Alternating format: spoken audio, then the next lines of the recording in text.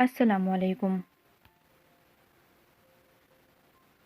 سر، please مجھے ایک بات بتائیں۔ وہ میرے سامنے میز کی دوسری طرف بیٹھ کر بڑے اعتماد سے بولی، جو عورت پچھلے 5 سال سے آپ کے ساتھ ہے اور آپ کے 2 بچوں کی ماں بھی ہے، اس میں اچانک ایسی کیا برائی، کیا خرابی یا کمی واقع ہو گئی کہ آپ اس کی ساری محبتیں، خدمتیں اور قربانیاں بلا کر میری طرف مائل ہو گئے؟ ایسا کچھ بھی نہیں، بات صرف اتنی سی ہے کہ مجھے تم سے محبت ہے، میں نے جواب دیا۔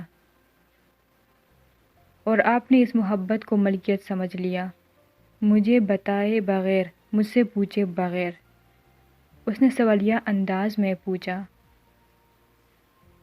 پوچھ تو رہا ہوں، تم مان جاؤ، میں اسے چھوڑ دوں گا، میں نے جواب دیا۔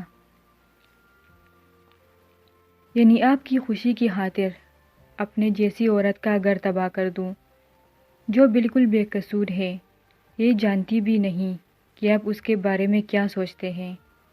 مجھ میں تو اتنی ہمت نہیں سر، وہ حتمی فیصلہ سنانے لگی۔ میں بے حد پریشان ہو گیا، سمجھ میں نہیں آ رہا تھا کہ اسے کیا کہوں۔ مجھے خاموش دیکھ کر بولی، کیا سوچنے لگے سر؟ سوچ رہا ہوں، رب کو منانا کتنا آسان ہے، لیکن اس کے بندوں کو منانا کتنا مشکل۔ پھر تو آپ جانتے ہیں کہ رب ناراض بھی ہو جاتا ہے۔ میں خاموش رہا تو میرے چہرے پر نظریں جما کر بڑے سکون سے بولی، میرے رب کو وہ انسان سب سے زیادہ ناپسند ہے جو میاں بیوی کے درمیان جدائی ڈالے یا ان کے بیچ نفرت پیدا کر کے ان کی علیحدگی کا سبب بنے۔ کیا آپ چاہتے ہیں سر کہ میں خدا کے ان ناپسندیدہ بندوں میں شامل ہو جاؤں؟ میں غور سے اسے دیکھنے لگا، بولی، یہ کیسی محبت ہے آپ کی جو مجھے میرے رب کے حضور شرمندہ کرنا چاہتی ہے؟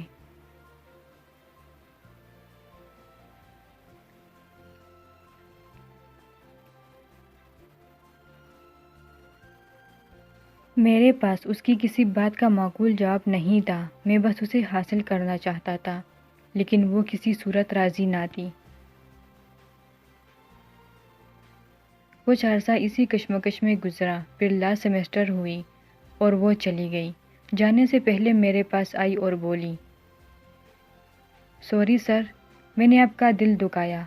محبت میں ہم کبھی کبھی اتنی دور نکل جاتے ہیں کہ قریب کے رشتوں کی کوئی اہمیت ہی باقی نہیں رہتی، لیکن جو وقت گزرتا ہے تو احساس ہوتا ہے کہ ہم غلطی پر تھے۔ آپ کے ساتھ بھی ایسا ہی ہوگا، میں چلی جاؤں گی تو آپ بھی نارمل ہو جائیں گے۔ اس کے جانے کے بعد کافی عرصہ بے چینی میں گزرا، پھر میں نے اپنی پوسٹنگ دوسرے شہر کروا لی۔ ماحول بدلا، زندگی کی مصروفیات بڑھے تو آہستہ آہستہ اس کی یاد میں کمی آنے لگی۔ آخر وہ وقت بھی آیا کہ وہ ذہن کے پردے سے بالکل محو ہو گئی۔ کافی عرصے بعد ایک تقریب میں نظر آئی، اسے دیکھ کر ماضی یاد آ گیا۔ میں اپنی احمقانہ محبت کی داستان اسے سنا کر زور زور سے ہنستا رہا، اپنی بے وقوفیوں کے قصے دلچسپ انداز میں سنا کر خوش ہوتا رہا، اور وہ خاموشی سے سنتی رہی۔